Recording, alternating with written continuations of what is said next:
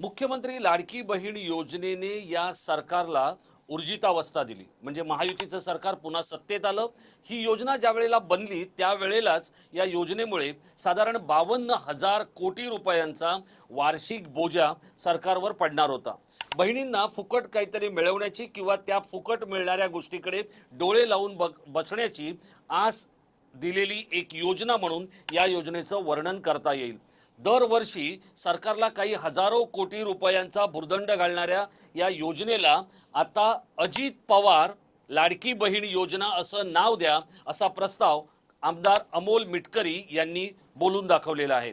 अर्थात अजित पवार हे एक स्वाभिमानी नेते होते आणि त्यांनी फुकट असं काही आयुष्यात मिळवण्याचा प्रयत्न केलेला नाही।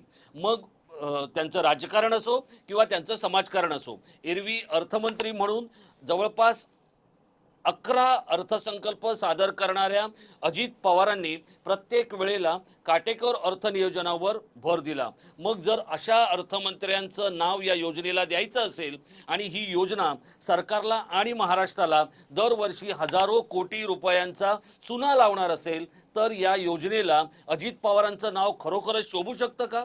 अमोल मिटकरी, देवेंद्र फडणवीस आणि एकनाथ शिंदे आणि पवार परिवार यांनी याबाबतचा विचार करण्याची गंभीर वेळ आलेली आहे।